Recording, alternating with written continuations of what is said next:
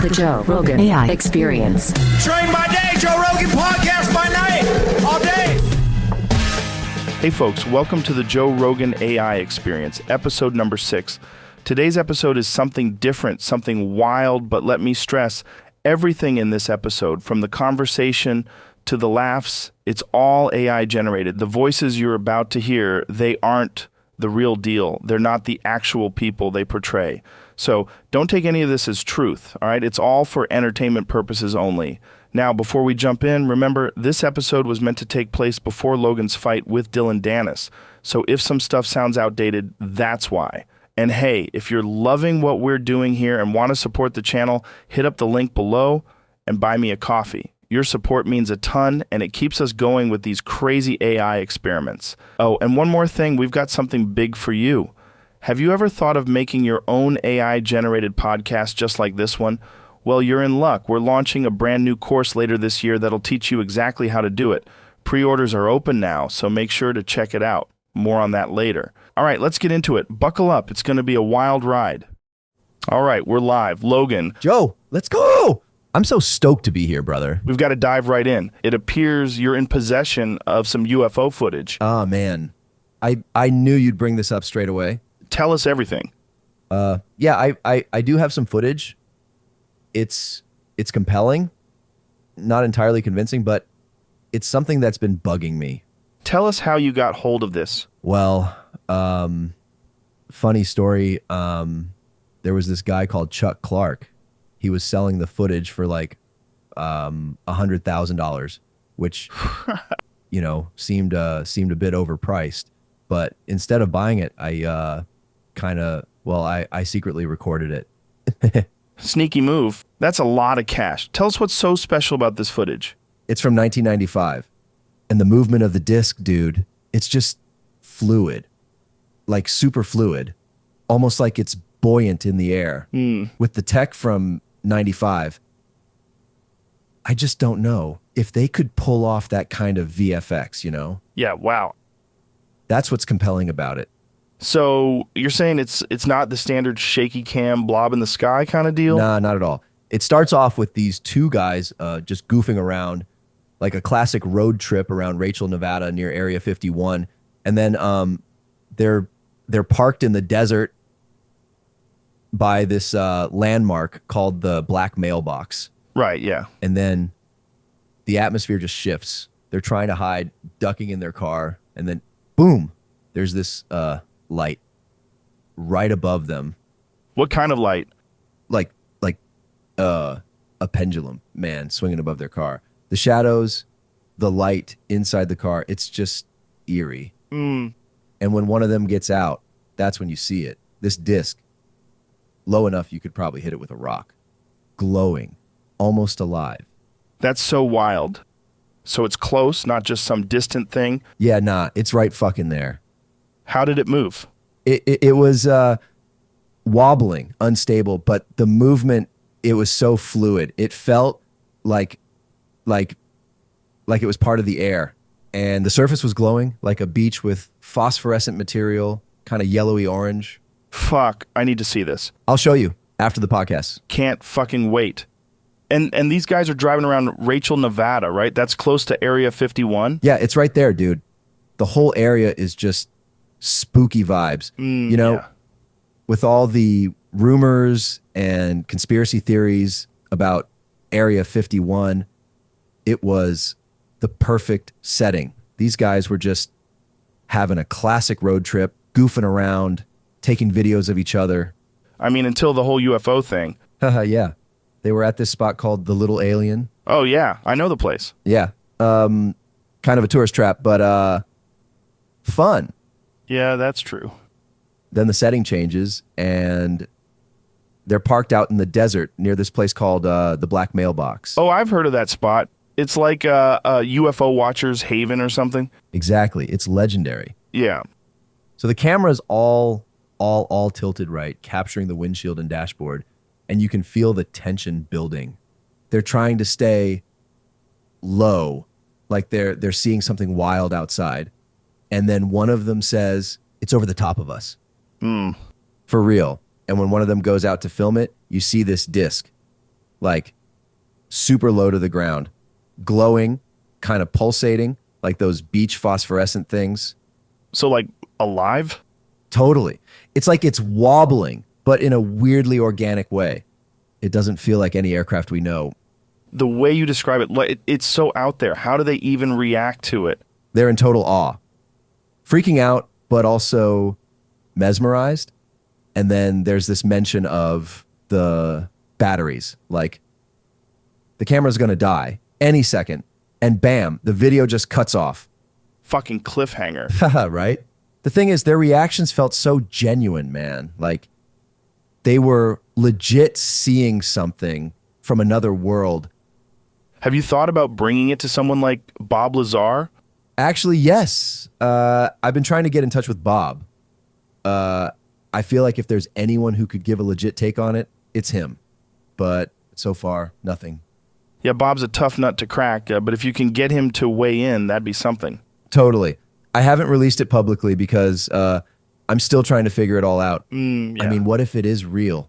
Yeah. The implications are massive. Yeah, it's a big responsibility.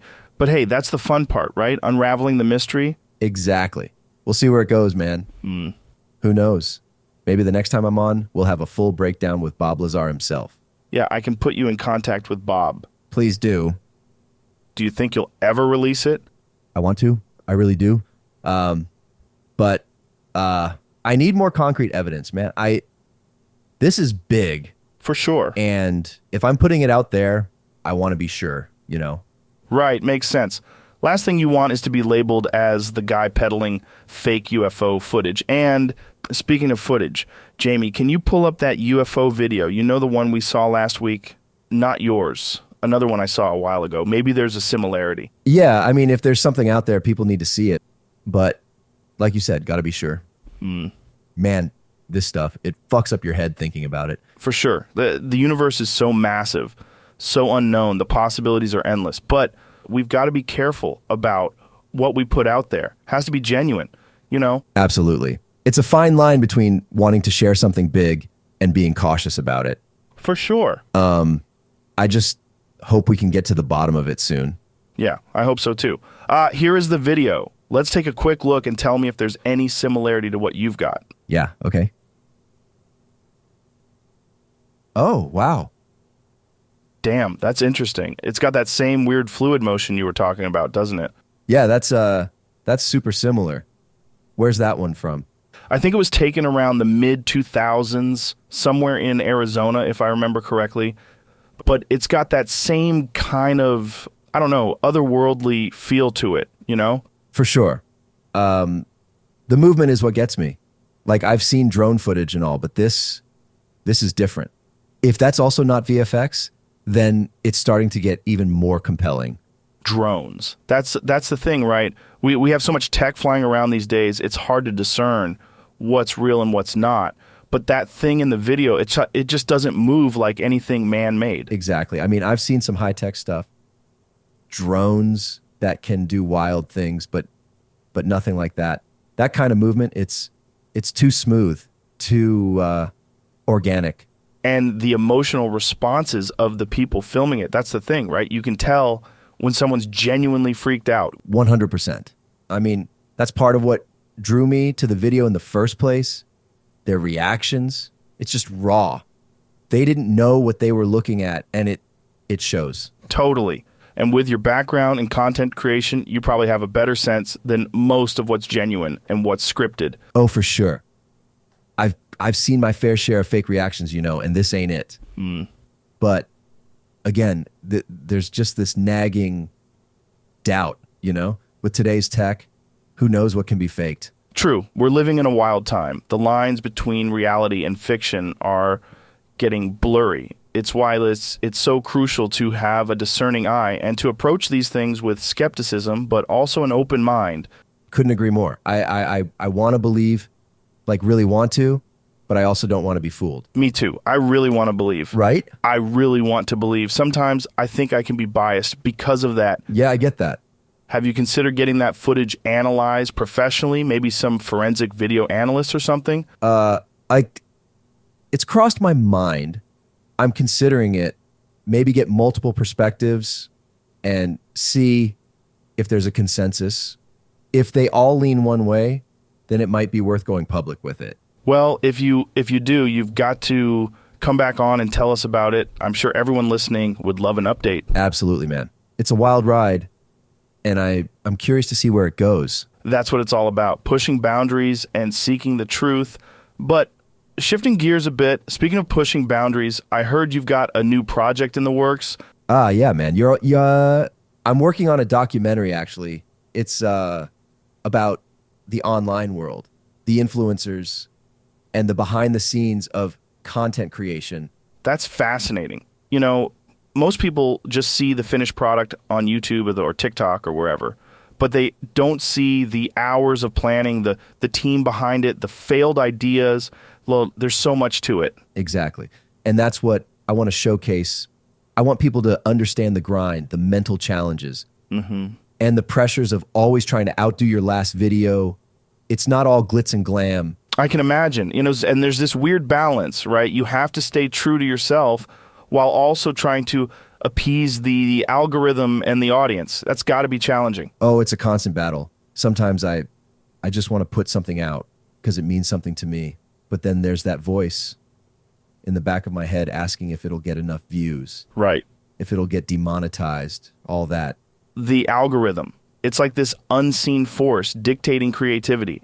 It's kind of messed up if you think about it. I've heard horror stories from YouTubers about how it can be so stressful trying to play into what the algorithm wants. Oh, it's fucking real. And I've been on both sides of it. When you're riding the wave, it's great. But when you fall off, man, it feels like you're shouting into a void. That's so fascinating to me. It's a roller coaster mentally. So this documentary, is it going to touch on mental health? Mm-hmm. Because that seems like a big aspect of the influencer life that doesn't get enough attention. Absolutely. Mental health is a huge part of it. The burnout, the anxiety, the pressure, it's all very real. For sure. And with the documentary, I want to shine a light on it. It's something that's been brushed under the rug for too long. Especially now with how big the online world is and how many people want to break into it. They need to know the realities, the ups and downs. Totally. And I mean, it's not all bad, right? There are so many incredible opportunities and experiences I've had because of my career. But it's important to show both sides, you know? Absolutely. When's it set to release? We're aiming for early next year. Right. Still in the early stages. But I'm super excited about it. Can't wait to see it. Have you got some Prime with you? Always, bro. Give me some. I got to try that shit. Here. Do you want lemon and lime ice pop or our latest flavor, lemonade? Which one's the best? I think lemonade. It's my favorite flavor. The bottle looks cool too. Yeah, have a sip of that one. Yeah, it's not bad. Yeah? It's all right. Nice one. Thanks, man. Can't believe you're doing this with KSI. Walk me through how you two went from boxing opponents to business partners. Yeah, it's wild, huh? Yeah. So, after all the fighting, the drama, the whole show, we sat down one day, just talking and realizing we had a lot more in common than we thought. Right. And from there, discussions about businesses, ventures, everything started coming up.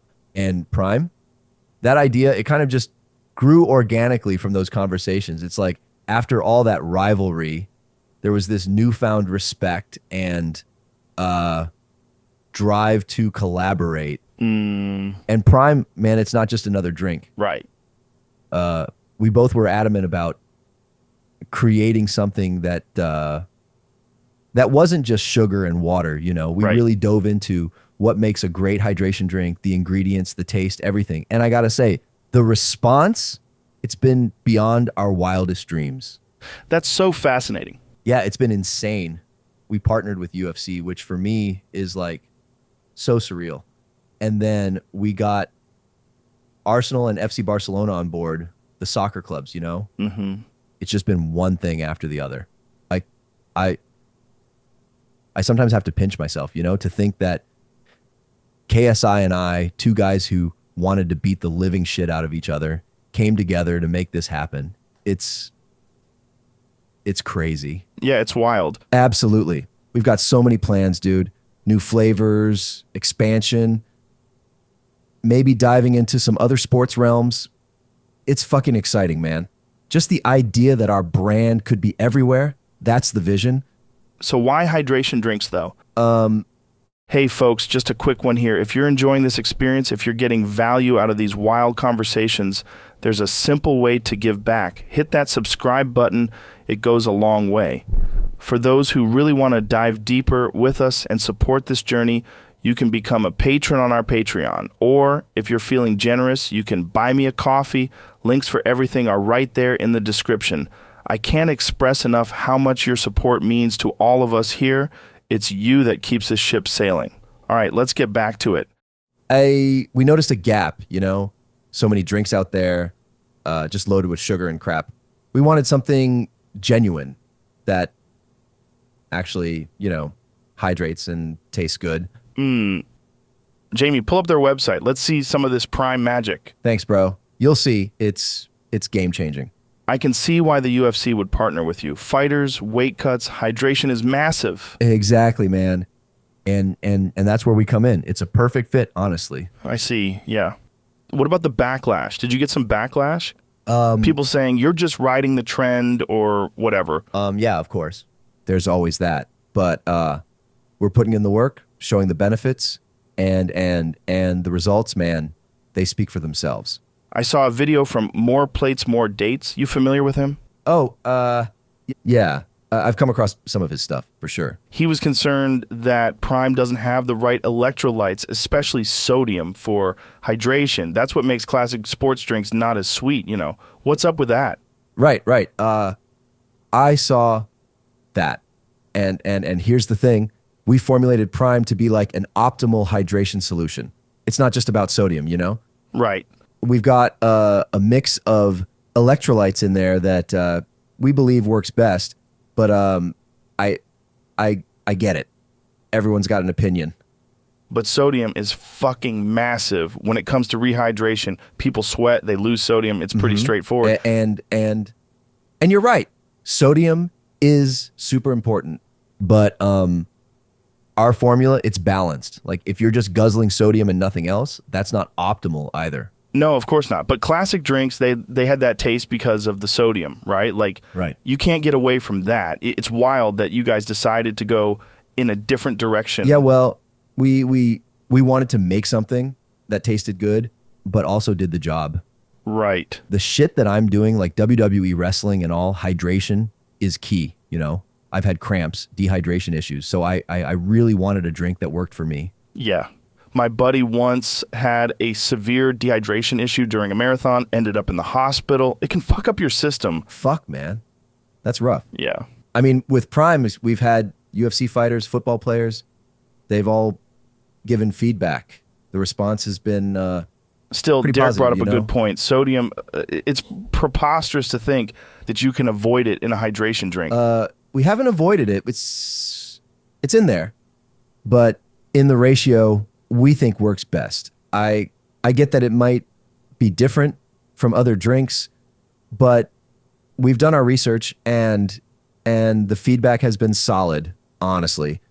Jamie, pull up that video from More Plates, More Dates. I remember he had a solid argument there. I'm on it. And look, I respect the guy. Like, he knows his stuff. But with Prime, we wanted to break the mold a bit, do something different. Different is good, but you got to make sure it's not just for the sake of being different. You're dealing with athletes' health here. That's serious shit. 100%.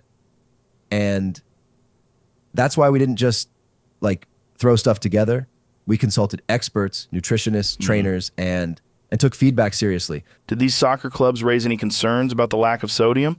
Because I would imagine they'd think sodium is pretty important for athletes, especially when they're running down the pitch for however long they do in soccer. Yeah, it's come up. I mean, they're big clubs with big nutrition teams, right? They looked into it, and the high potassium, that was something they pointed out. It's an interesting balance because potassium's important, but too much, especially if you're not balancing with sodium, it can be problematic. Hyperkalemia is no joke. Right. And we're aware. We've been working with nutritionists and stuff, and the idea was to offer something different. Right. But we're definitely considering like tweaking the formula a bit. It's a learning process, you know? For sure. It's a constant evolution. But when you're targeting elite athletes, I'd imagine they'd want precision. Isn't there a risk if someone drinks too much Prime without balancing sodium intake? Yeah, I mean, that's a valid concern that we've had to make sure, you know, that there's like clear guidance on how to use Prime best, especially for athletes. It's always a delicate balance, especially when you're talking about something that affects performance and health. It's important, Yeah. right? It's crucial. We want Prime to help, not harm, right? Totally. We're all about like ensuring the best for everyone, whether you're a pro athlete or just, you know, someone hitting the gym. Right. And we're learning every day. The feedback from these clubs, you know, it's priceless. It's helping us get better. How'd you guys land these big soccer clubs? Like, that's quite impressive. Dude, it's wild. So, first off, I don't know a thing about soccer. I see. Like, not a damn thing. Can barely kick the ball. But KSI, as you know, being an Englishman, he's super into it. Arsenal's his jam, right? So we kind of had to start there. Makes sense. So who you got now? We got Arsenal, biggest club in London. You know, they're red and white. And FC Barcelona. And didn't you guys add another one recently? Yeah. That was Bayern Munich, champions of Germany and all that. It's the shit, honestly. But I was as surprised as anyone. That's wild. I mean, it's crazy, Joe. These are top tier clubs, like the best. And here I am, not even knowing the difference between a goal and a touchdown half the time. So how did the negotiations go? Was it a tough sell? It was. There were definitely some like intense conversations, but once we got Arsenal on board, it kind of, you know, paved the way. And the feedback was like super positive. But how did it even start? How do you get in the room with these giant clubs? It's a lot of networking, dude. Oh, I'm sure. A lot. And KSI, being the football fan that he is, he had some connections. Right. We started with Arsenal because, well, KSI would probably kill me if we didn't. I bet. But once we were in there, it kind of snowballed. And the negotiations, man, it's intense. These clubs are businesses, you know? They want the best for their players and their brand. And the players from these clubs, they actually drink Prime? Some of them do. Like, it's been cool hearing feedback, you know? Yeah. There are players who are really into it. Right. But, yeah, there's also, like, skeptics, which is expected. Always skeptics, especially with something new. But with the level of athletes we're talking about, I think they'd be open to anything that could give them an edge. Right. And that's kind of how we pitched it. Like, this could be that little thing that helps, you know? But building trust takes a shit ton of time, man. For sure. So future plans, I'm guessing more clubs. Yeah, I mean, that's the dream, right? We're more sports too, maybe. We've got some like things in the pipeline, but I don't want to spill too much. It's exciting though. Actually, we just announced Erling Haaland a couple of days ago. Who? Erling Haaland. He's like the next soccer superstar. Oh, Erling Haaland. Yeah. He's a freak. Total freak. Like beyond freaky, dude. Yeah. He's like a 6'4" Norwegian god. Dude's got long blonde hair and he's built like an absolute Viking. He's going to be like the next Ronaldo. Wow. He just signed for Manchester City like a year ago. Right. And in his first season, listen to this. In his first season, right? He already broke the record for most goals scored in one season, I think, or something like that. Yeah, I heard about that. I think he scored like 54 goals or something ridiculous like that. Wow. Yeah, it says here 36 goals in the Premier League, Oh. which is the record he broke. but 52 goals last year in all competitions. Right. Close enough shows how much I know about soccer. Haha, yeah. And so he just got signed to Prime? Yeah. Like literally the hottest name in soccer right now. You've got Mbappe, I think, French guy, and then Holland. They're the two biggest names in soccer right now. You're making big moves. And we also got Israel Adesanya, and Volkanovski too, who joined a couple of months ago. Wow. Dude, insane. I still can't believe it sometimes. And so you've got Prime in the UFC now. Yeah. How crazy is that? How'd that come about? Negotiating with Dana White. What was that like? Oh, man. Dana. That's a story. I mean, it was intense. We approached them, with the idea of partnering up, and Dana, he's so protective of the UFC brand, right? Yeah. So it took some convincing. I can imagine. So how did you guys make it work? Well, I think showing the potential benefits for the fighters was key. Right. We presented our case, and honestly, after they tried Prime and saw the results, things kind of shifted, Oh, and the biggest win? We got the corners named Prime Hydration Corners. What? The actual corners? Yeah. That's huge. Yeah, it's kind of surreal. Seeing that branding every fight night, Yeah. it's validation for all the work we've been doing. That's a massive deal. The UFC is massive now. Must have been some tough negotiations. It was, but, I think both sides saw the potential benefits. There were skeptics, of course, especially within the UFC community. But once they felt the benefits, a lot of them got on board. It's preposterous when you think about the reach and the impact. Every fight, every event, people see Prime Hydration. It's genius. Thanks. We're aiming high. Big plans for the future, for sure. Getting back to Dana White, he's a tough guy to negotiate with. He's incredibly protective over the UFC brand. So how did those discussions actually unfold? So Dana is, a force of nature. Right. We went into those meetings prepared, but nothing really prepares you for Dana White in a boardroom. Uh-huh. He's all about the fighters and their well-being. So, yeah, he did bring up the sodium and potassium thing. I thought he might. Given that we talked about the soccer clubs having those concerns, it must have been a topic with Dana too, especially when the fighter's health is on the line. Absolutely, and I respect him for that. He drilled us about the contents, especially the balance between potassium and sodium. He was concerned, rightly so, about how it might affect fighters during weight cuts, Yeah. rehydration and all. It's crucial, especially in MMA. Fighters cutting weight, dehydration. The rehydration phase is so important. Yeah, and we did our homework. We presented all the research, had experts talk to him, went deep into how Prime is formulated. We also offered to tweak things if needed, specifically for the fighters, just to ensure that the product was optimal for them. That's smart. It's all about trust at the end of the day. Right, and that was a big thing. Building trust with Dana and the UFC team.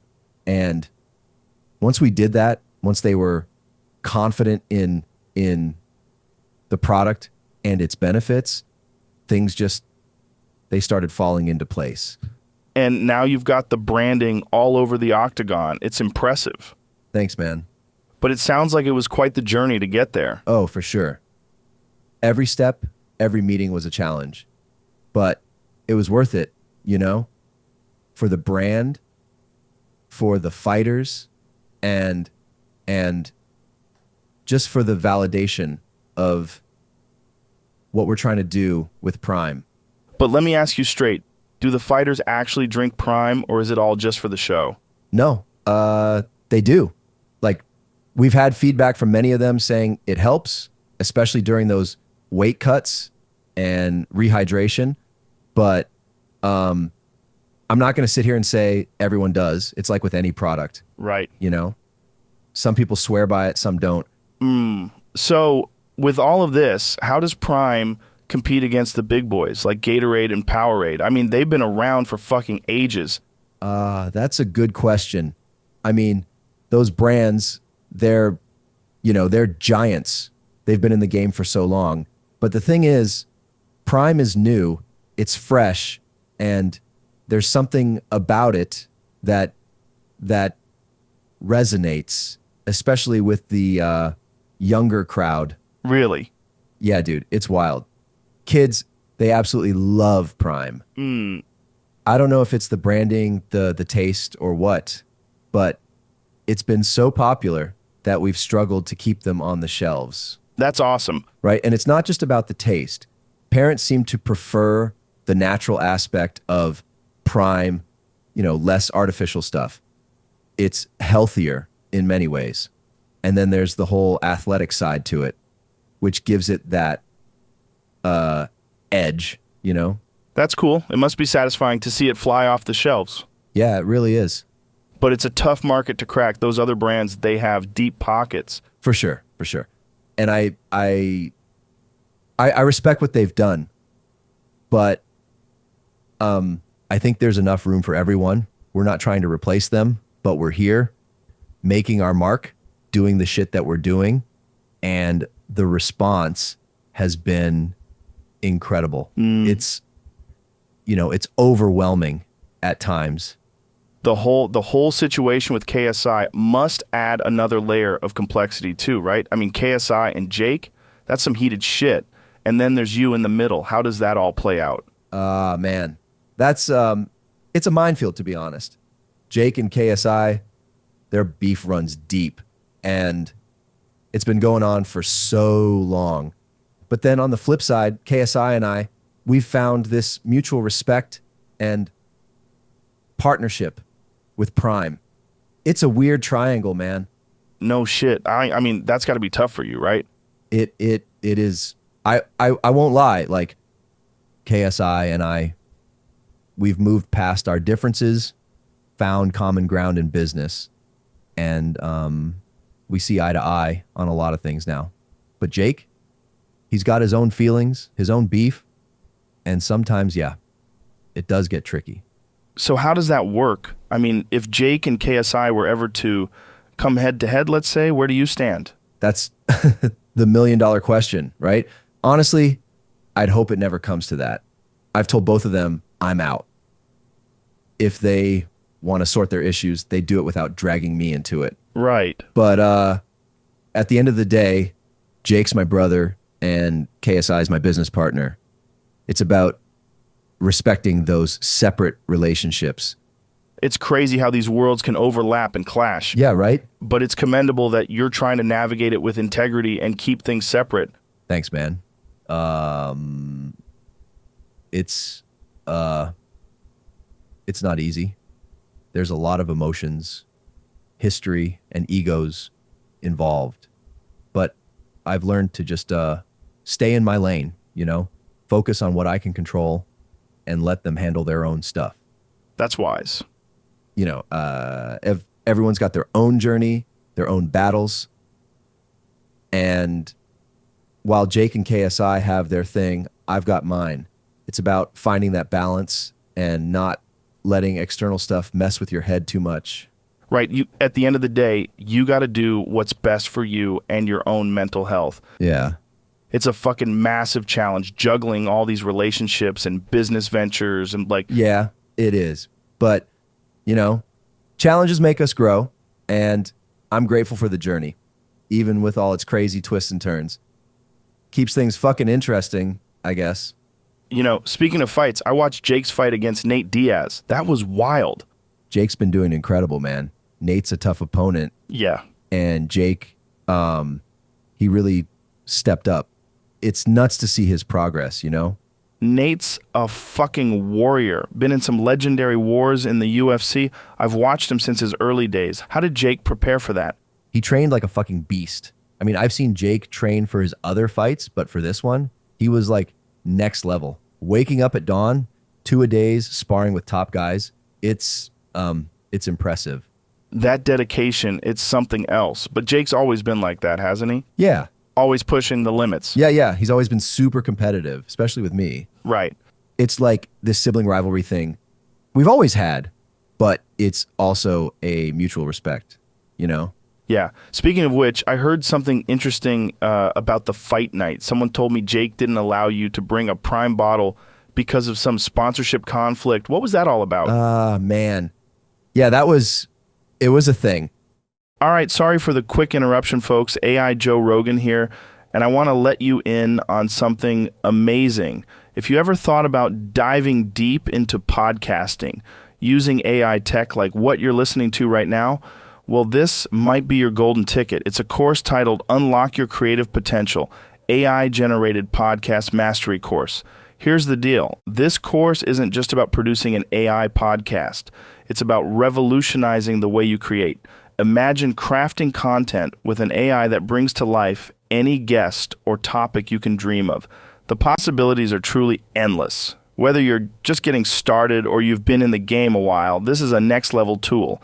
So here's a taste of what you get. You'll master voice cloning, generate incredibly realistic scripts with ChatGPT, and even create your own animated avatars. Plus, there's a ton more. From editing and polishing your content to diving into the business side of podcasting and content creation for platforms like TikTok and Instagram. There are 2 packages. The main course alone, that's going for an introductory price of $200 down from $500. But if you want the full package, which includes all the bonuses, editing, mastering the business side, and much more, it's available for $500. A significant drop from the usual $1,000. So if you're curious about exploring this insane frontier of podcasting, I say jump in, pre-order now, and secure that discount. All right, back to the podcast. Jake's event had some exclusive drink sponsorship, and they weren't too thrilled about me flaunting Prime, you know? Really? It's all business. But yeah, it was a bit tense. That's preposterous. I mean, he's your brother. Did that create any friction between you two? You know, at first I was like, are you serious? But then I get it. You know, business is business. Jake and I, we have this complicated relationship. We support each other, but we're also super competitive. So things like this, they do pop up from time to time. It's not always easy. That's got to be tough. I mean, family is family, but when business and big money are involved, lines can get blurred. Exactly. And it's like, I want to be there for my brother, support him, but I also have my own ventures, you know? For sure. It's this weird dance we do, always trying to find that balance between family and business. So how do you guys navigate that, being in the same industry with competing interests, but still being brothers at the end of the day? It's tough, man. We've had our share of, you know, arguments and disagreements, but at the end of the day, we're family.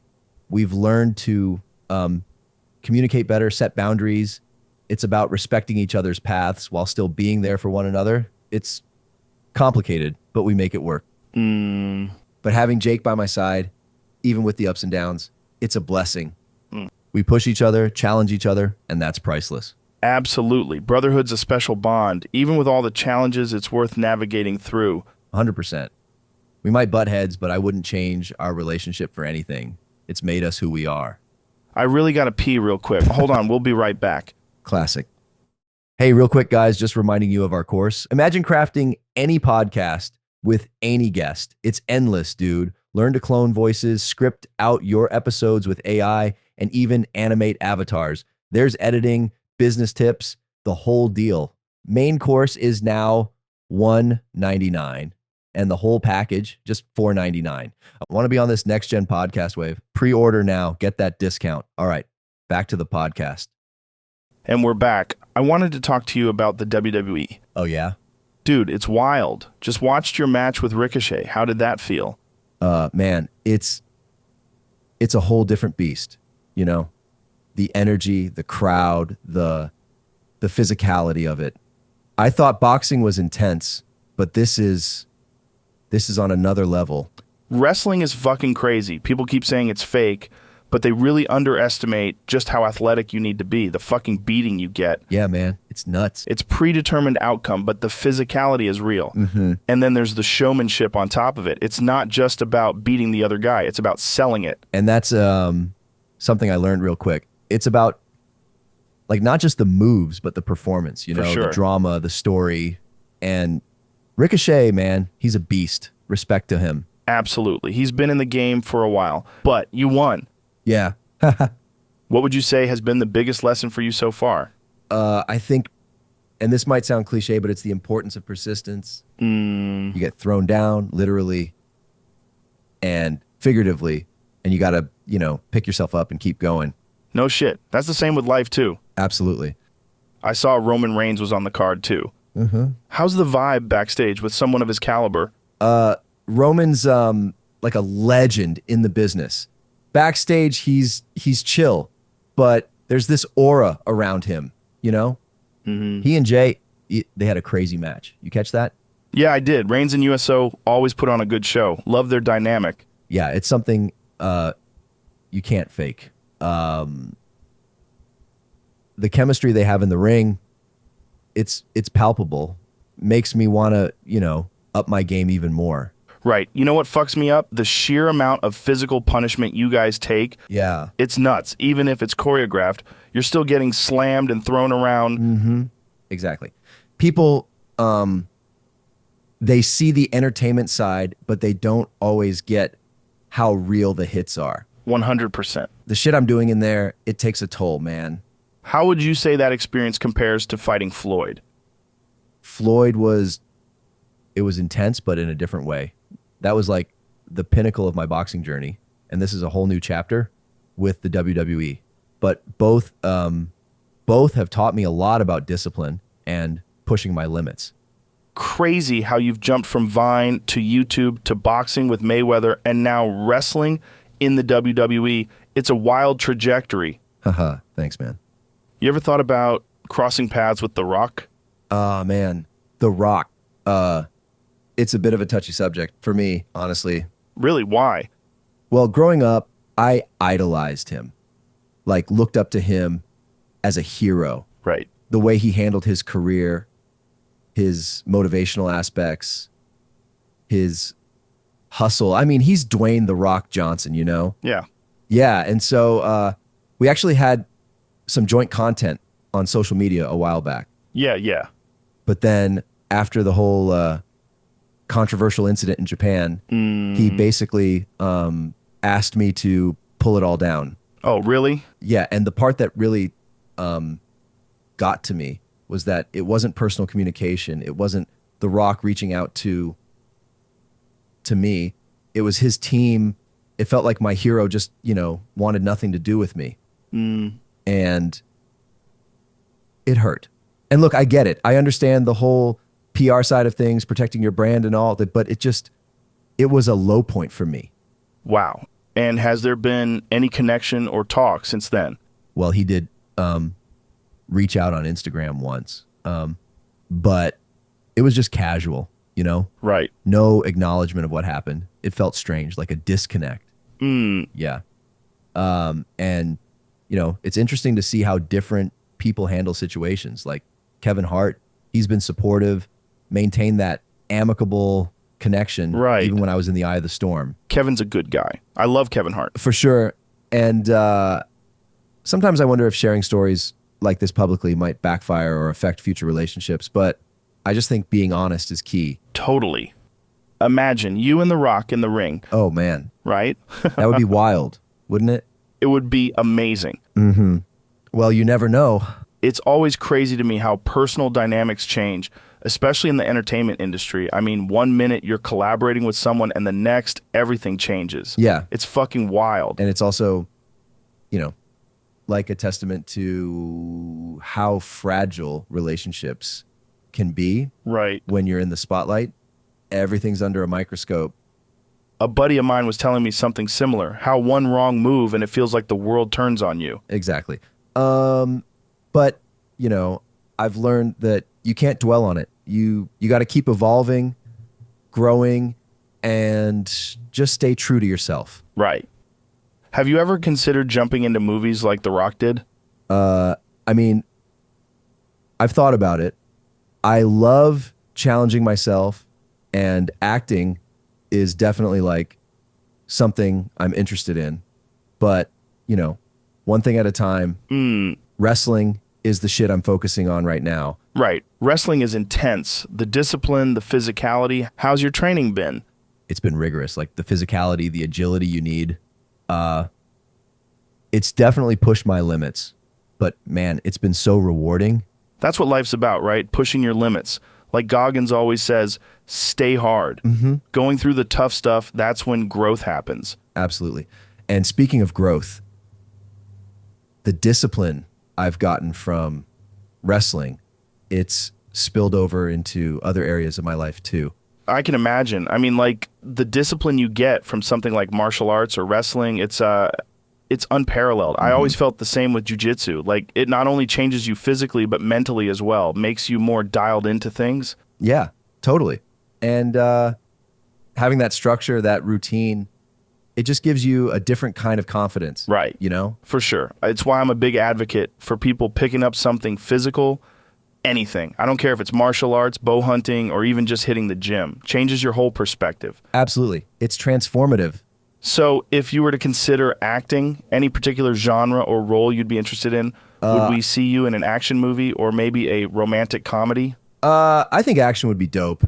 I mean, given my background with wrestling and all, but, you know, I wouldn't mind trying my hand at comedy too. Keep it diverse. I can totally see you taking on an action role, especially with your physicality from wrestling. You know, throwing some punches, driving fast cars, all that crazy shit. Yeah. I mean, why not? Like, if I'm going to do it, I want to go all out, you know? Yeah. Make it memorable. Wild to think about the trajectory of your career, though. Yeah, man. Life's weird like that. Sometimes I sit back and just think about it. It's been a wild journey. For sure. But, you know, The Rock, he kind of paved that path, right? Yeah, Wrestling, yeah. then Hollywood. For sure. The Rock is a great example of that. The guy's like the highest paid actor right now. What a fucking journey. You know, speaking of paving the way, Joe, I've got to be honest here, man.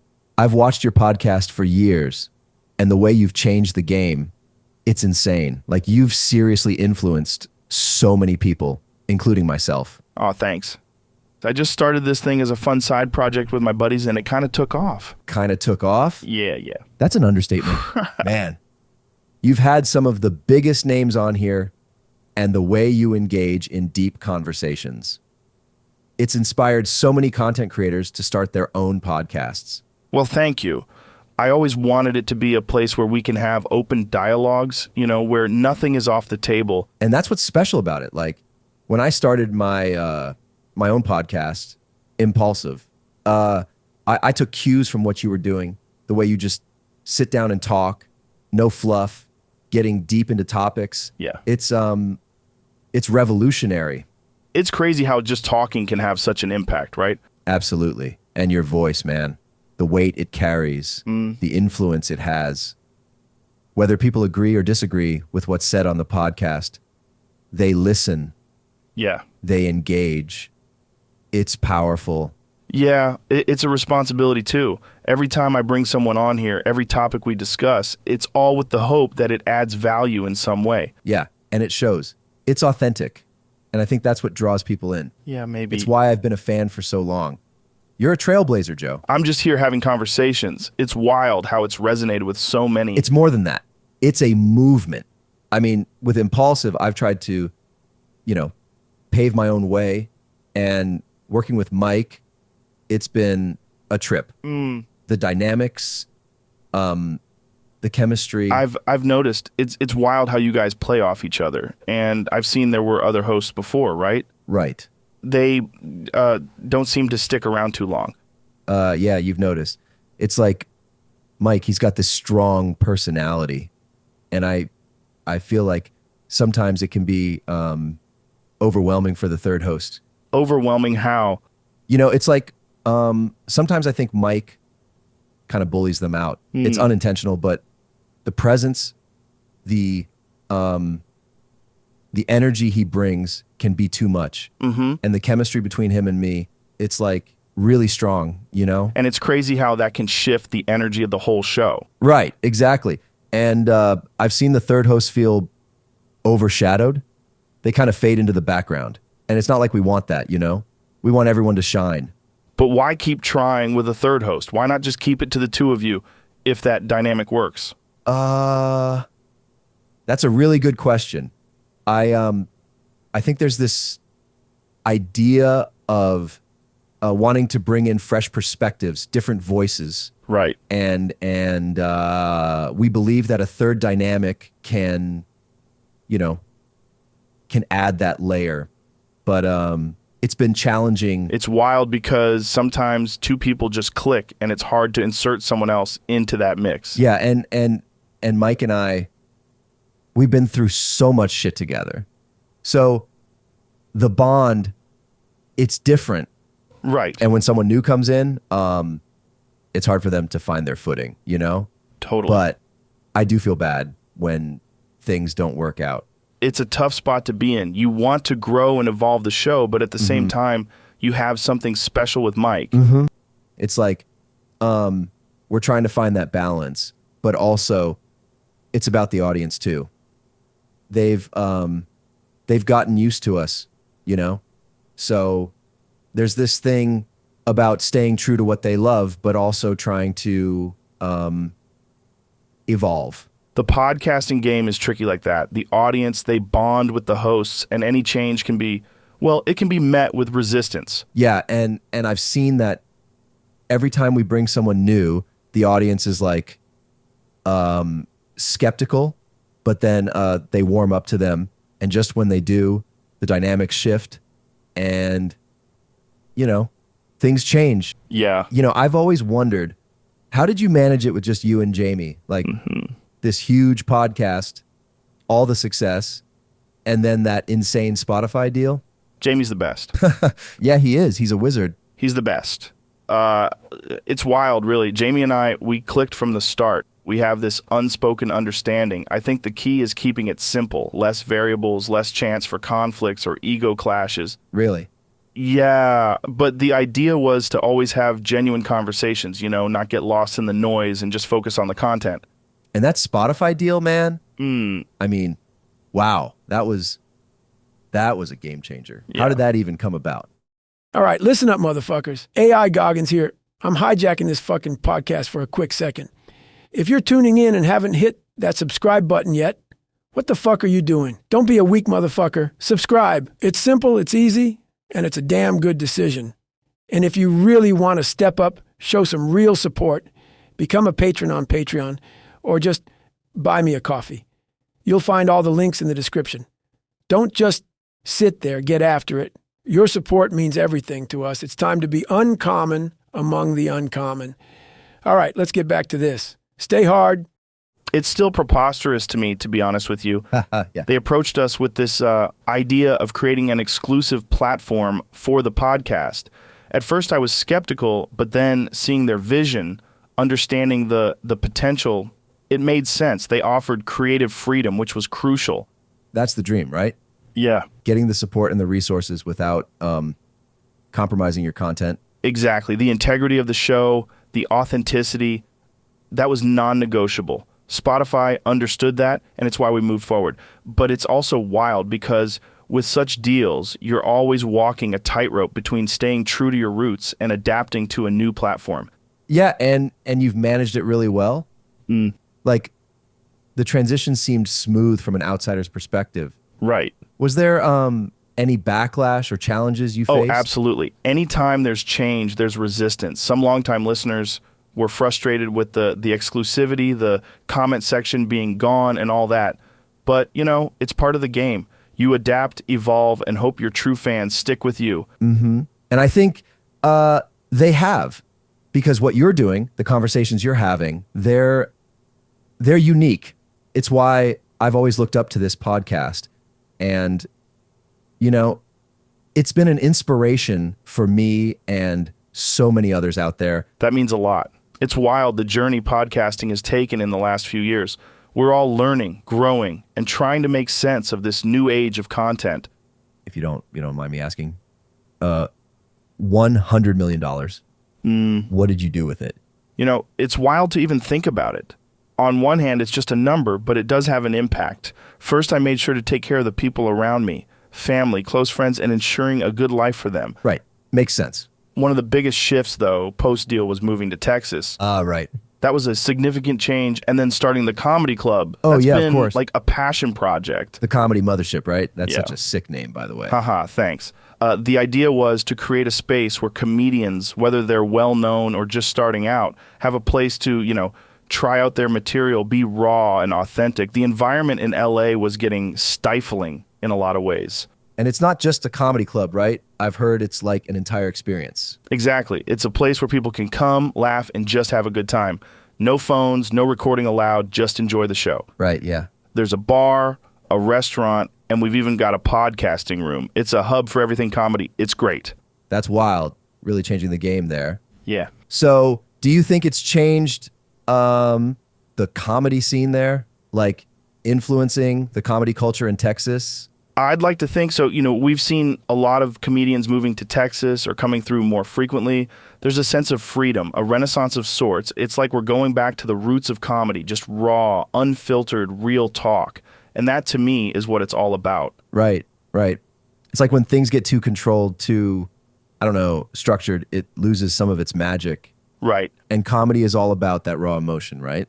Absolutely. It's about pushing boundaries, exploring ideas, and just letting loose. And the club is a place where all of that can happen without any hang-ups. Man, next time I'm in Texas, I got to come by. Sounds like an experience I can't miss. You absolutely should. It's something else. We're really trying to build a community around it. I've heard about these, unique rules you've got at the club. Can you dive into that a bit? Like, what's the idea behind them? The rules. Yeah, they're there for a reason. First off, the club is a place for freedom of speech. Comedians should feel like they can explore any topic, however edgy or controversial, without fear of being shut down. That's why there's no phones allowed. Right. Don't want to get anybody canceled and shit like that. Freedom of speech, I get that. But isn't that like a given? You'd think so, but we're living in times where things can be, people can get too sensitive. We're trying to avoid that overly sensitive culture. Right, right. Comedy is all about pushing boundaries. And if you're always scared of backlash, you can't truly be authentic. Uh-huh. And authenticity is huge. Exactly. We emphasize authenticity. Be true to yourself. Don't put on a fake persona or try to be someone you're not. The best comedy comes from real experiences and perspectives. And that's the shit I resonate with.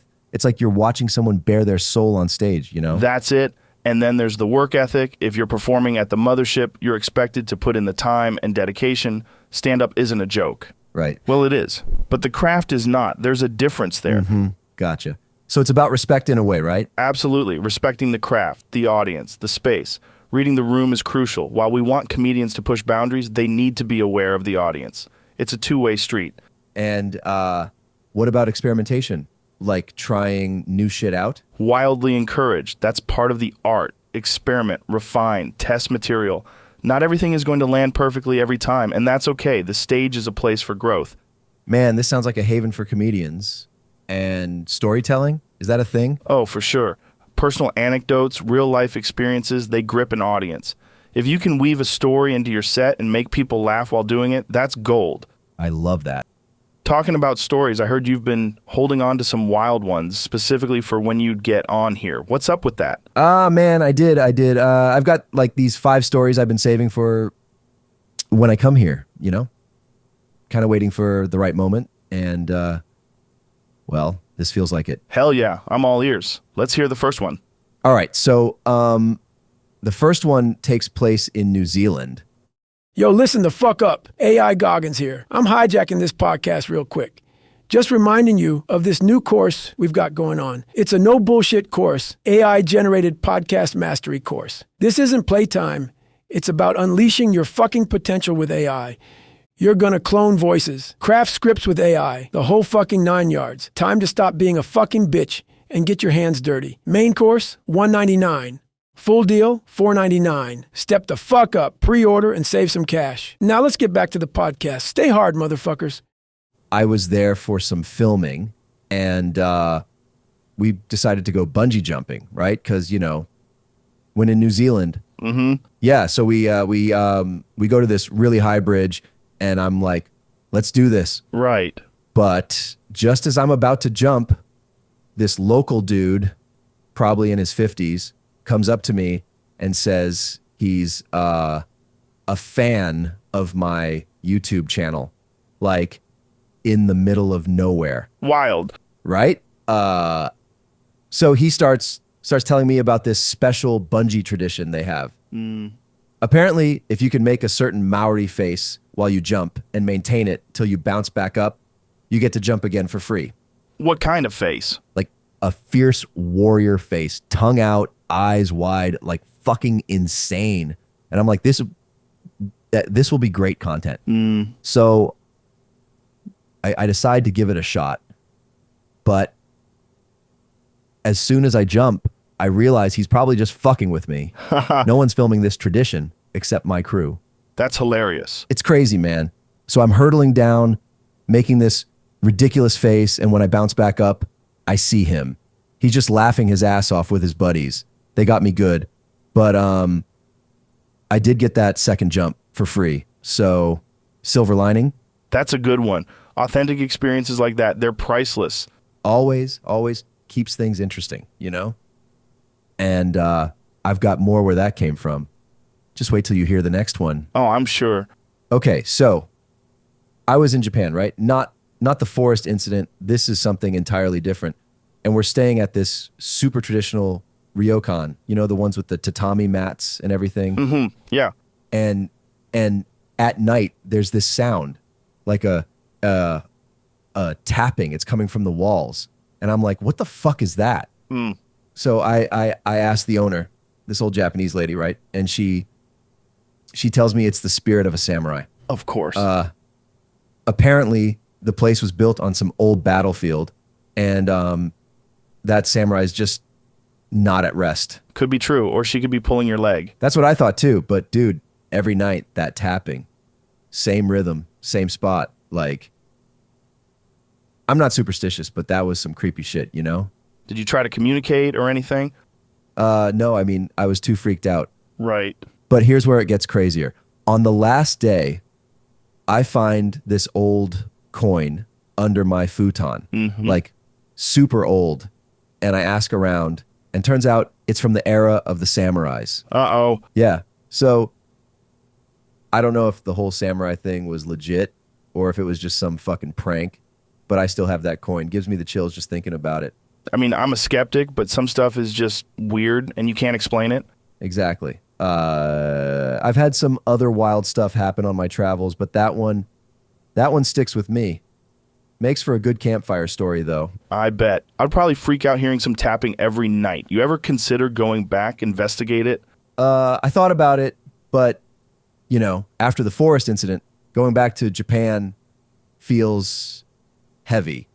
Maybe someday, but not yet. I get that. Makes sense. But, yeah, it was just one of those moments, like, how much of the world do we really understand? There's so much out there that's just unexplainable. Wild. It's easy to think that in this age of technology and information, we've got everything figured out. But then you have experiences like that, and it's like, maybe we don't know shit. Mm-hmm. And sometimes you got to just accept that there are things you can't understand or explain, and that's okay. That's a deep realization, especially coming from someone who's so into documenting everything and sharing it with the world. There's a certain beauty and mystery, Totally. I mean, I've had moments where I wanted to pull out a camera and capture everything, but, sometimes it's about just being present. Right. Experiencing it, letting it be ephemeral. I respect that. It's a tough balance when you do what you do. Yeah, and it's challenging because I love sharing my experiences, my stories, but sometimes I just need to experience it for myself, 100%. without any audience, just raw and real. It's a fascinating thing. I often think about how technology is changing us, how it's changing the human experience. I mean, imagine explaining podcasts to someone 50 years ago. It's wild how quickly things change. For real. And it's a constant evolution. I mean, who knows where we'll be in another 50 years? It's exciting, but also daunting. Absolutely. The exponential growth it's preposterous. Yeah. And keep the human connection alive, right? Right.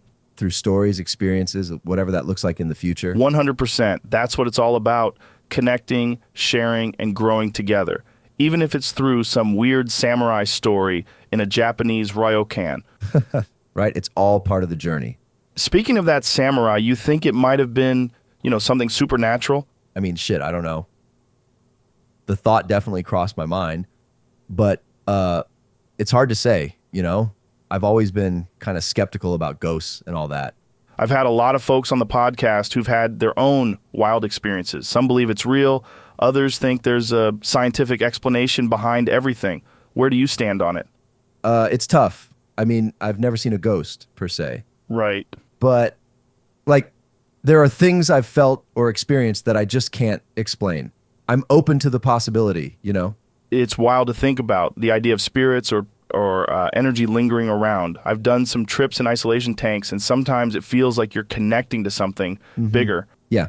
I've tried sensory deprivation too. And you do feel things, whether it's your mind playing tricks on you or something supernatural, I can't say. Of course. But fuck, it's intense. It really is. The brain is such a complex thing. We still don't fully understand consciousness. So who's to say what's real and what's not? Right. And what if ghosts or spirits are just energy, Some residual force that's still around. I mean, energy doesn't disappear, it transforms. Exactly. Energy conservation.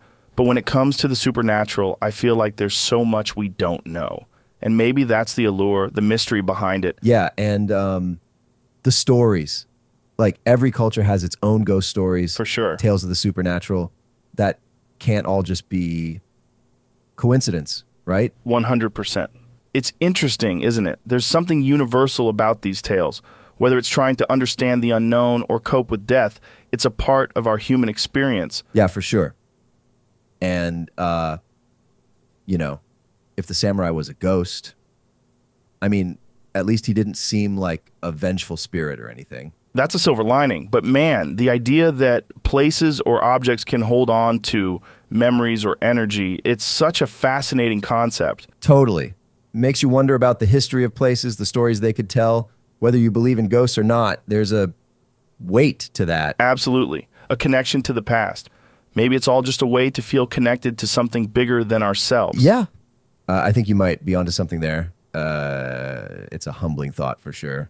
This, it's not easy to talk about, but Risa, my older Chihuahua, the one with that crazy anger I used to joke kept her alive. She was taken by a coyote. That's brutal. I'm genuinely sorry to hear that. Thanks. It was surreal, dude. The shit that I had to go through, especially finding out through the Citizen app. Someone posted about a found dog head, and it was her. Oh, no. It's crazy to think, especially because they were strictly inside pets, Long Beach isn't exactly wilderness. Yet, you'd be surprised. I've come across coyotes while bow hunting. They venture into urban areas often. They're survivors. Yeah, but a Chihuahua, I didn't see it coming. It makes me paranoid for Vinny. It's hard. These animals, coyotes, wild cats, they're opportunistic, but that doesn't make it any easier for you, especially with pets that feel like family. Right. I mean, she meant laughter in Spanish. Named her that because she brought so much joy. But now it's like every time I think of her, it's this heavy weight. Nature is intense. But let's circle back a moment. When you mentioned bow hunting earlier, you ever think of picking it up? Honestly, after this incident, I thought about it. I even looked into it, but I wasn't sure. Bow hunting is a deep dive into nature. It's understanding these animals, not just as threats or nuisances, but as beings that have their own roles in the ecosystem. And I guess There's a certain respect there, huh? Even if you're hunting them? Absolutely. You get to see them up close, understand their behaviors. I've had encounters with wildcats while hunting. It's an experience. I bet that's intense, seeing these creatures in their element. It is, and it changes how you view them, makes you appreciate the balance of nature, even if sometimes it's hard to accept. Yeah, I can see that. It's a circle, I guess. Right. Just sometimes it hits too close to home, Oh, I'm sure. but maybe I might give it a try. See things from a different perspective. It's worth considering. Helps to understand the bigger picture, and it's a connection, a real connection to the wild around us, even in places like Long Beach. Right. I think I'll look into it more. Maybe even give it a shot. That's the spirit. pun It might intended. bring you some closure, or at least a deeper understanding. Thanks for that. Always good to have these deeper conversations, you know? Absolutely. Life's all about perspective, and sometimes these painful experiences can open doors to new understandings. Yo, guys, real quick, if you're vibing with this AI podcast style, like what you're hearing right now, man, I've got something wild for you. There's this course dropping, Unlock Your Creative Potential AI-generated podcast mastery course. Check it out. So, like, picture this. You're not just making a podcast, you're kind of reshaping the podcast game. You'll be using AI and the potential. Insane. You can make a podcast with any topic, any guest. It's like endless possibilities, you know? For both newbies and the OG podcasters, this is next gen. Here's a quick rundown. You're going to dive into voice cloning, generate killer scripts with ChatGPT, and create these dope animated avatars, all with the help of AI. And there's like so much more, from perfecting your editing game to navigating the business side of this whole, podcast thing, and even short content for platforms like TikTok and Instagram.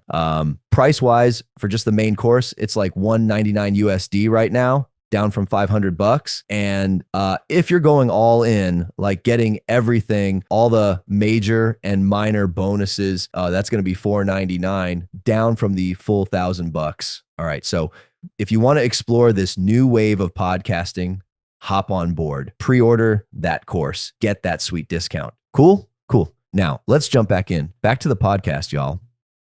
Ever think about going back to boxing?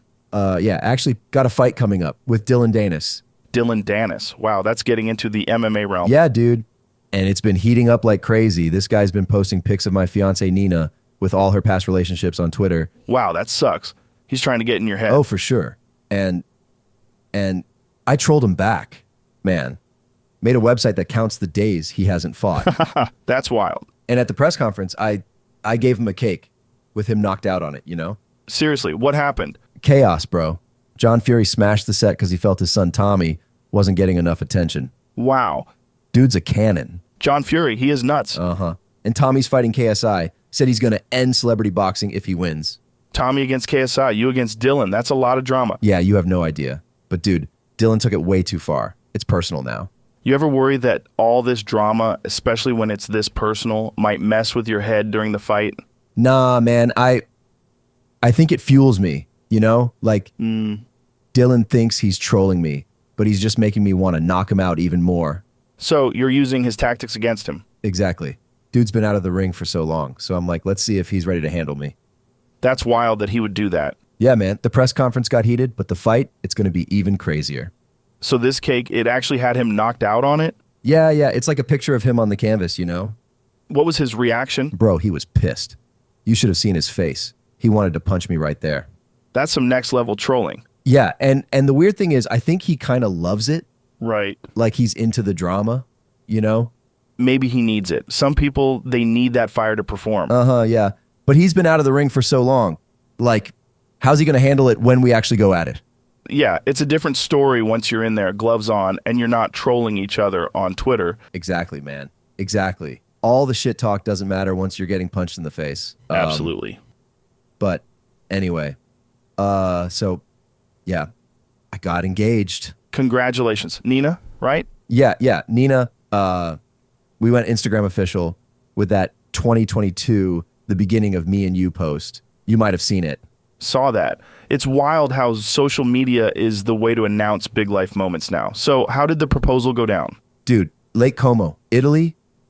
It was the shit was magical. We were there and I had to do it, you know?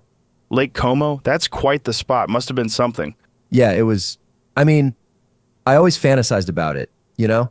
Mm-hmm. Like, before we even got together, I used to dream about this girl. Sounds crazy, but it's true. It's funny how life works out. You meet her at an event in New York, and now, bam, engaged. Right. She actually convinced me to go out for a drink with her and her friends that night. And that's how it all started. Crazy, right?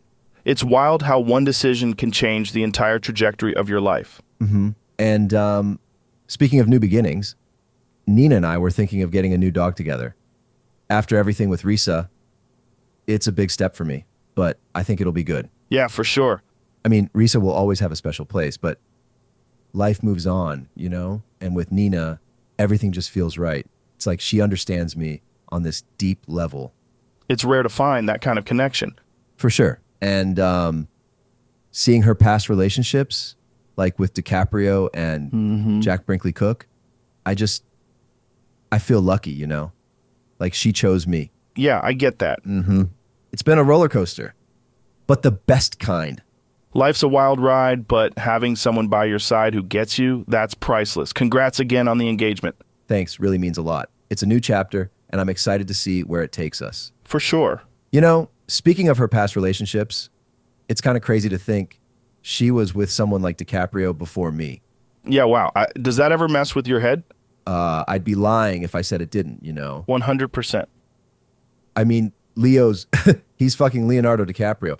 But at the same time, I can't let that define our relationship. For sure. Or how I see myself in comparison. I think it's natural to feel that way, but at the end of the day, she's with you now, right? Mm-hmm. I mean, I try not to dwell on it, but sometimes the thought does pop up. Like, am I enough? Does she compare? You know, those kinds of insecurities. Yeah. I've been in this game for a while now. Done a lot of stuff, made mistakes, learned from them. And Nina and I, we've talked about it, you know? Right. She's seen my journey, knows my past, and she's still here.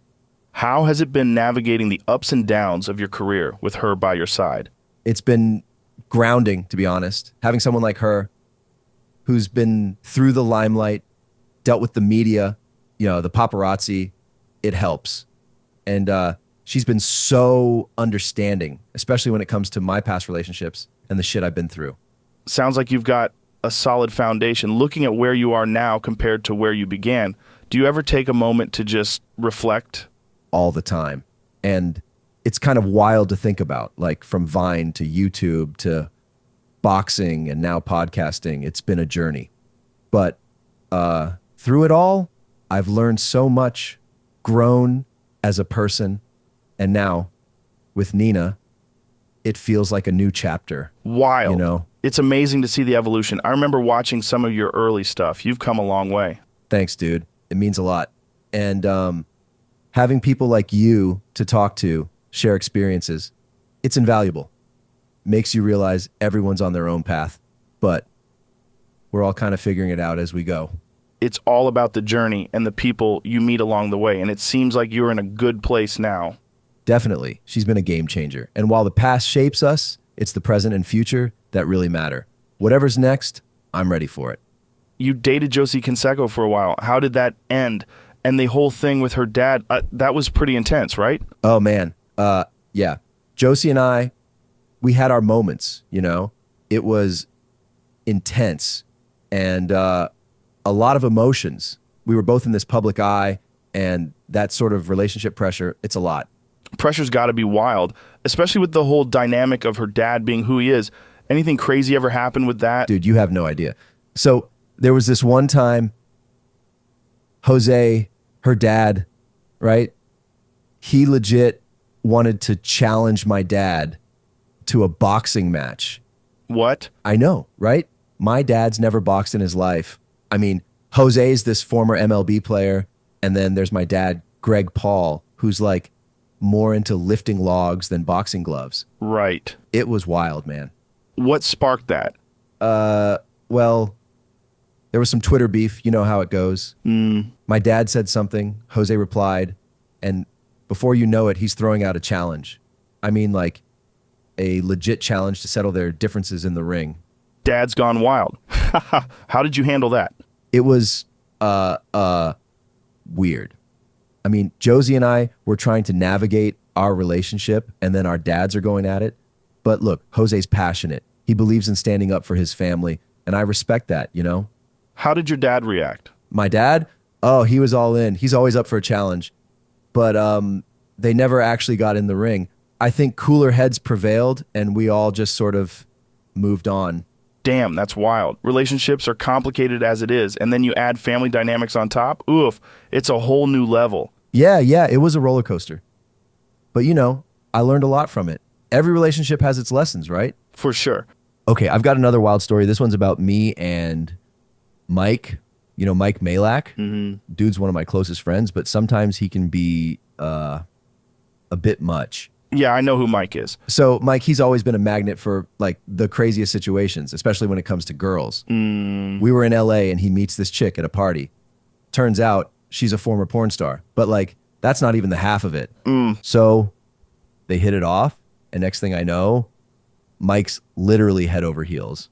But this girl, she's got a lot of baggage. Like, she has a kid, not Mike's obviously, but Mike being Mike, he starts helping out, taking care of the baby, playing daddy. That's different. Yeah. And I'm like, bro, what the hell are you doing? Right. But he's so into her, you know? Mm-hmm. And I get it, emotions and all that. But dude was acting like a cuck. It's strange how emotions can make people do unexpected things. Right? And the kid's dad is still in the picture, which just complicates things more. Totally. But Mike, he's trying to be the bigger person. Props to him for that, I guess. I mean, it's commendable in a way. It's not every day you find someone willing to step up like that. Mm-hmm. Yeah. But the part that gets me is how many girls Mike's been with. Like, he's got a track record, and then suddenly he's playing house.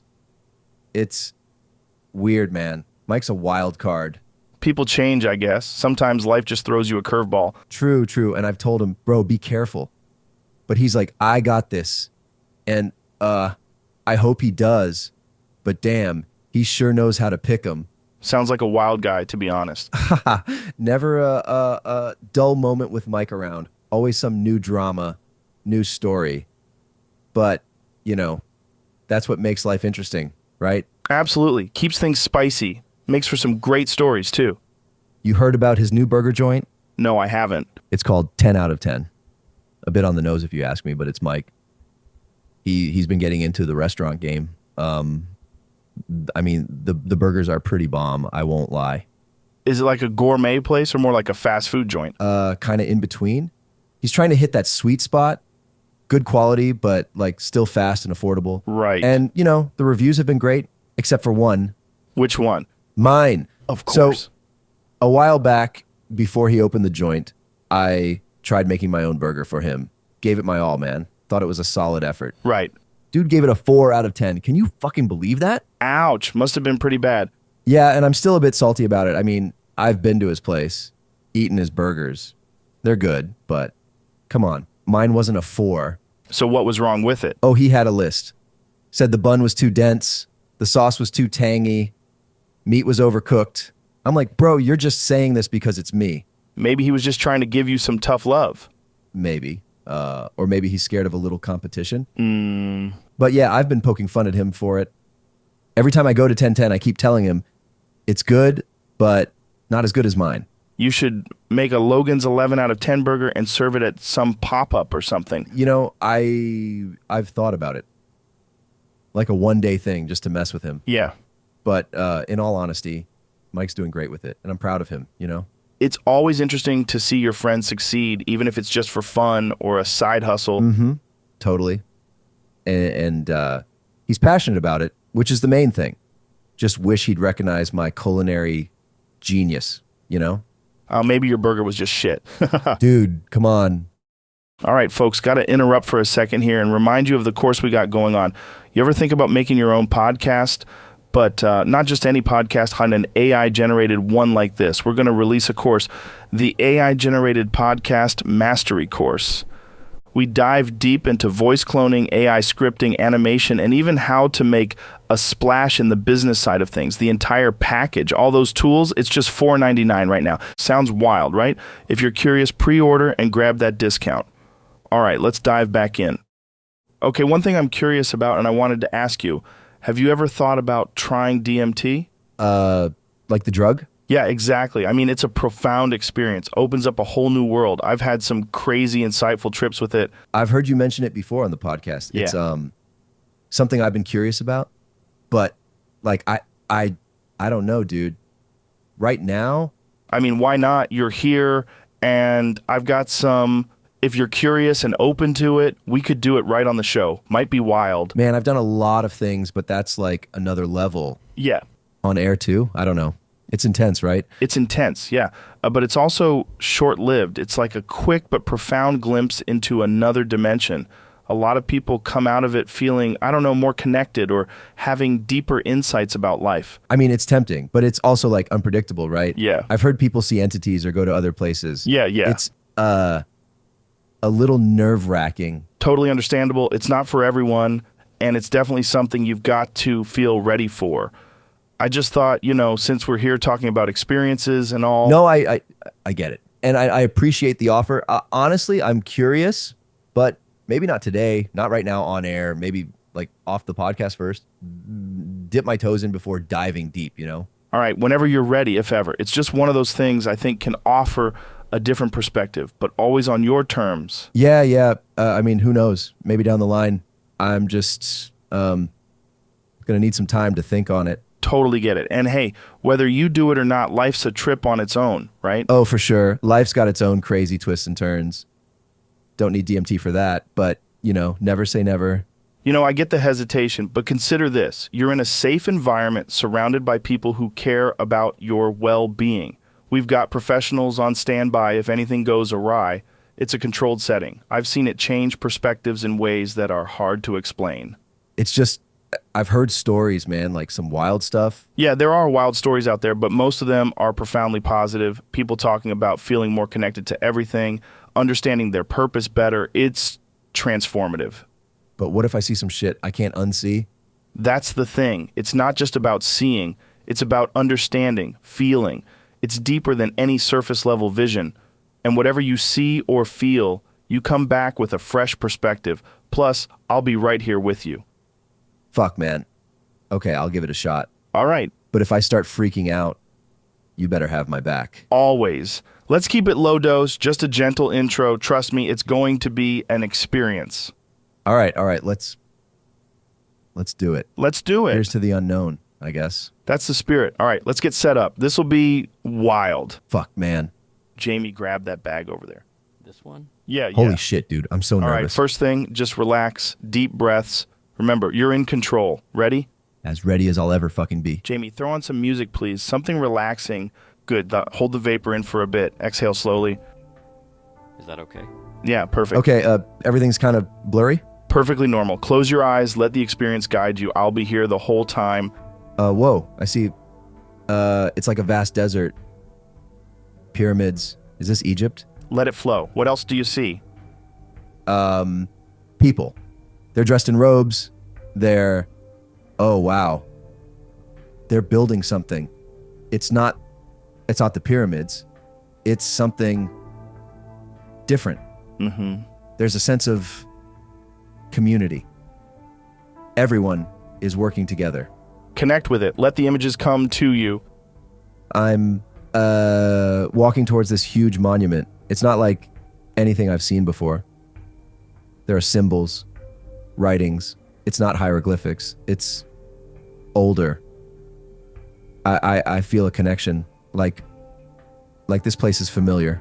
Ancient civilizations had a deep connection with the cosmos. They believed in something greater. What else do you feel? There's a being, tall, glowing. It's communicating with the people, but not with words. Mm-hmm. Through energy, emotions. There's a sense of reverence. The people, they respect this being, look up to it, and the being, it's like it's guiding them, teaching them. That's wild. Sounds like ancient alien theories. The idea that there were beings, advanced civilizations that had a hand in shaping our early history. It's powerful. I feel this connection. Like humanity has always been seeking something greater, you know? Right. It's not just about the physical world. There's a deeper connection, a spiritual one. Absolutely. That's what many believe.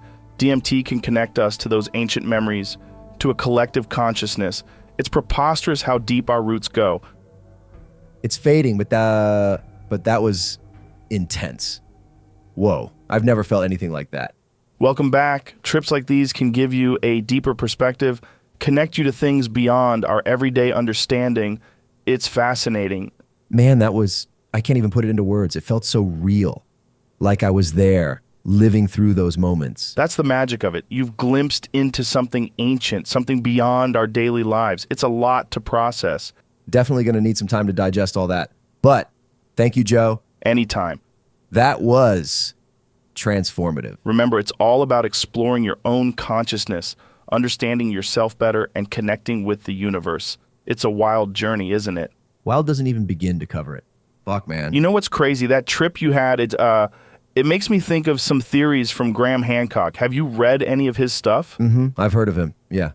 Isn't he the guy who talks about lost ancient civilizations and technology? Exactly. And he's got this idea that there was this global civilization way before the ones we know of that had advanced knowledge, maybe even technology we can't even fathom today. It's wild.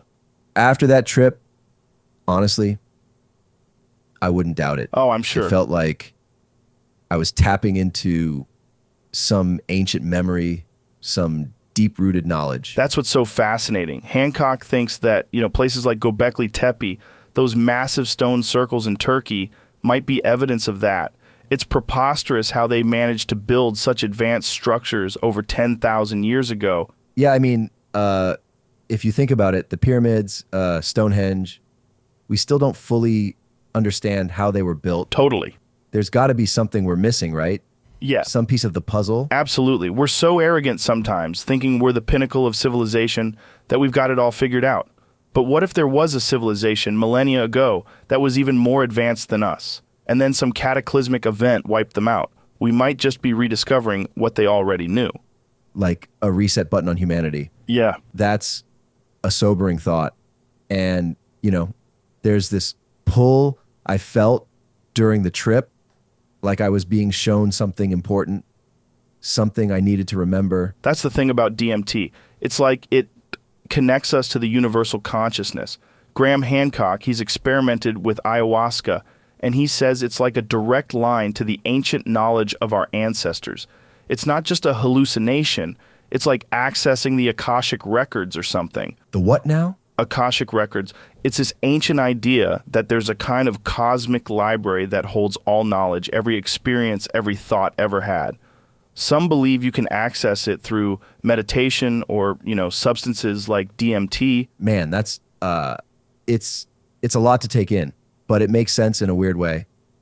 Like we're all connected. Yeah. Every living thing through this shared memory, this universal consciousness. Precisely. And perhaps these ancient civilizations, they knew how to tap into it. Maybe that's where they got their knowledge, their technology. We've just forgotten how to listen. Damn. It's humbling.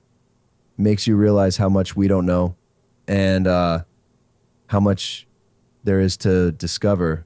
But it's beautiful too, to his connection to something greater. Mm-hmm. The universe is a wild place, full of mysteries. But moments like this, they give us a glimpse, a chance to remember, and hopefully to learn. And I'm sitting here trying to piece it all together. It feels like when you wake up from a dream and you're trying to remember every detail before it slips away. I get that, and it's wild, but sometimes those dreams or visions, they might be echoes of past lives or even memories from our ancestors, like they're embedded in our DNA. You think so? Maybe. That's wild. Like we're walking around with the memories and experiences of thousands of years in our genes. Some scientists have even begun to explore this concept, the idea of epigenetic memories. There's evidence that certain fears or traumas can be passed down through generations. That's insane, but it also makes sense.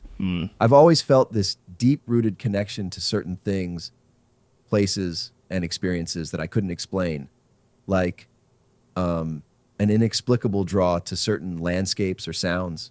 Maybe that's why so many of us are drawn to ancient sites. There's this pull, this resonance with something deep within us. It's like our souls remember, even if our conscious minds don't. It's humbling and a bit overwhelming. I mean, think about the weight of carrying the experiences and memories of all our ancestors. It makes every decision, every experience feel monumental. Yeah, it's a heavy realization, but it's also beautiful. It means we're all connected in ways we can't even begin to understand. We're a tiny part of this grand tapestry of existence, and we have a responsibility to honor that. Right. And it makes me think, like, how do we use that knowledge, you know? Yeah. How do we tap into that energy, that memory, and use it for good? That's the challenge. It's one thing to have these experiences to get a glimpse of the bigger picture, but what do we do with it? How do we apply it to our daily lives? How do we use it to make the world a better place? It's a lot to think about, but I'm grateful for this experience, Joe.